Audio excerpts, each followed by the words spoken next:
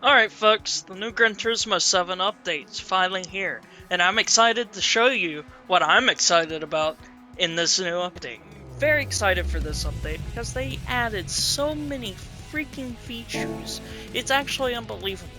To begin with, 7 cars, new track, new weekly events, new cafe menu books and bonus books, new escape scenes, new licenses, and they added Sophie now, officially, and a bunch of other little features that weren't really talked about in the official patch notes.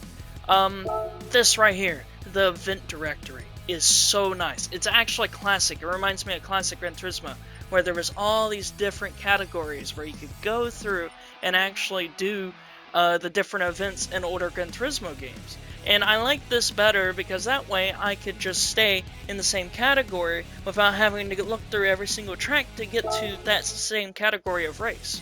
It is very laid out, easy to get to, right in front of you, so accessible now. Weekly challenges, big things, okay? So with weekly challenges down here, you get different reward tickets at the bottom. That's very good. You could do a couple little easy challenges and get a few extra 100,000 credits, you know? That's very great. It makes the grind much easier. And a 5-star roulette ticket. Now, I don't like roulettes or whatever, but, you know, it's there. The only gripe I have with this week's weekly events is that there's a 1 make, and you have to buy the car in order to do the 1 make. But, I mean, I guess that's a small thing. Other than that, we have new engine swaps, and they added a snow track back into Gran Turismo. They have not had a snow track in Gran Turismo since Gran Turismo 6. I'm very excited for that. I used to be really big into rally on that game. Sport mode, really wasn't any updates with that. I mean, nothing new really. Nothing really to talk about. I don't care. Personally, I don't play a lot of sport mode. So if we go over here, there's also this new feature called Paddock, which kind of integrates the old feature of the meeting room.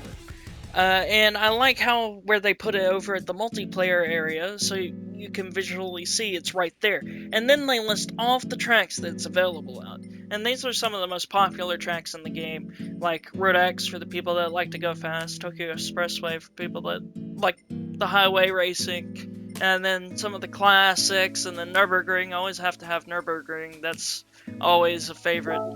But if we go in here, one of my favorite tracks, and load in, hopefully. This is like the 4th try. But anyways, see, when you finally load in here, it shows your welcome message, which is, you know, mine is, I'm obviously, you know, really big into initial D and JDM culture. You can see all these other people, and it tells you if they're driving on the track or not. So you can actually interact with these other people sitting in here. You got all these different emojis and stuff. They're all animated. I mean, you know, it can be helpful during conversations and stuff. I mean, personally, I don't really use emojis often, but, you know, it's a good way of expressing yourself, I guess, through this kind of meeting area that they've made. And then you have quick access to the chat button and stuff, and then, you know, you can click on different people and see their profiles, the cars that they're driving, get information or whatever, mute them. It's a very, very good, interesting feature, and I'm glad they added it to the game. This will incentivize players to connect with each other, talk with each other more, and, you know, show each other's cars off. You know, I can move my cars around here and everything. It's a great feature, and I'm glad they added it. Okay, now I'm gonna get to one of my favorite parts of this update, the inclusion of GT Sophie. And there's a little bonus to that. So, on this track, I've spent a lot of time on this track. I've gotten the award for Circuit Experience Completion, 100% gold. I have it for this track, okay? But also, as you notice, my collector level is level 50, max level. So that's 200% more. what they've done is taken the really measly rewards and bumped them up depending on your level and your circuit experience completion. Now, I will say that these rewards are still not great, but the fact that we can race Sophie pretty much on any track that allows it now, at any time we want, is actually really nice, because this AI is one of the best racing AIs ever developed. As you can see they're playing defensively, but they're not just ramming into me like the original Gran Turismo AI would. So it's not complete disastrous kind of racing, or doesn't feel like it's kind of unfair. It's actually enjoyable if you're not in a 1,000 horsepower car, so the AI can actually kind of keep up with you. I'm just absolutely, you know, actually, I was kind of hoping for them to be a little more stronger. They're gleeful that I crashed. Man, that's fucked up. Fuck you. What the fuck, bro? Alright, so now we're on a different track with a different car with Sophie. Set it back to professional level. And I have a Lexus LFA now, one of the new cars. So let's see how they compare with a untuned Lexus LFA instead of that crazy uptuned Ford GT I was using. So as you can see, that Lamborghini is trying to get back up to me, past me. So I have to watch him, or maybe I'll get ahead very soon. But basically, the AI here, you can see they're moving a lot more lifelike, and that Lamborghini did get past me. He found the opportunity to pass, which is interesting because the other AI would never do that. And also, he pulled out straight in front of me there. It's like a reactionary thing towards the other driver. The competition here is actually fierce against the AI. Like, I'm not catching them in the straights and just passing them straight on like you would with the other AI, which just is kind of mindless and just kind of drives in the same path. These guys are all moving around, keeping up with pace and stuff. You know, I'm struggling to pass them in this car. Granted, it's not upgraded, but they are keeping ahead pretty good. Still can't seem to get around with them. It's just a good example of how tough the AI is in this. But anyways, that's GT Sophie. They really improved the AI, and I'm glad to see it actually make a appearance in the game. Next we'll move on to the new track, and the new track looks fabulous. So we're gonna go out here, we'll do a run around the long version of the track at, I didn't even realize there was a nighttime version of this map. So we'll use Pikes Peak Quattro. It's a classic, I love this car. And we'll go here at midnight. Wow, this track looks good at night. So snow tracks for me are pretty big.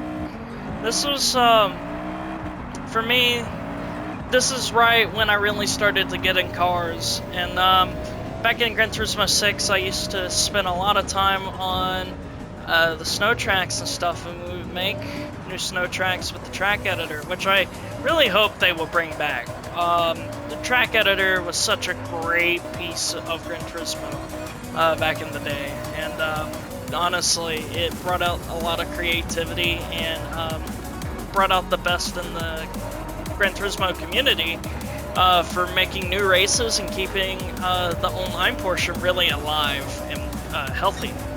Now, for me, I did a lot of rally, and I really learned how to drift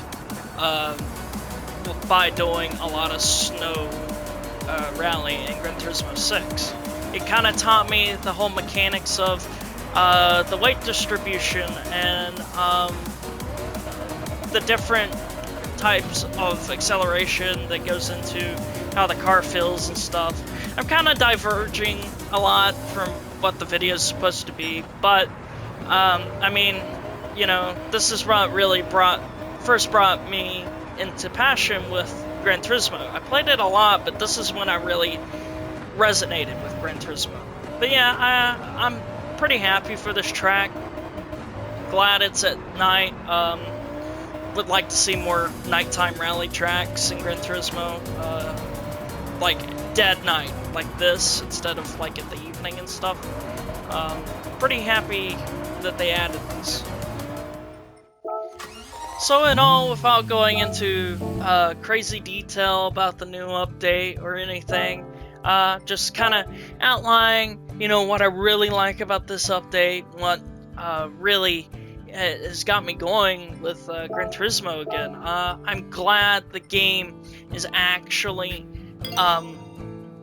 creating something that can actually keep players on the game and keep me, you know, myself engaged with the game too, because personally, like with Gran Turismo 7, I kind of felt like things were getting very stale, and now there's things happening with the game that might actually keep me on for a while longer. The game itself was pretty rough for a while, and it was kind of stale, and they only added a couple cars now and then. I mean, it's been almost a year since they've added a track. Since January now, and it's November. I'm just glad that we actually got a big update. It's bringing back players, and a lot of new great cars, a good track, and a lot of new events and challenges to actually put time into that are actually worth something, especially Sophie. So overall, this is like honestly like a 9 out of 10, 10 out of 10 update from Polyphony Digital. Props to them, good job. Very happy. Just sad it took so long, really. We honestly needed this like 3 months ago. If we're gonna actually, you know, be a little critical on it. But I don't want to be, because this is a step in the right direction. Now, if we have more updates like this, similar in size, I'm not saying like next month, but like every 2 to 3 months, an update of this size, it would be very healthy for the game and for the game's player base.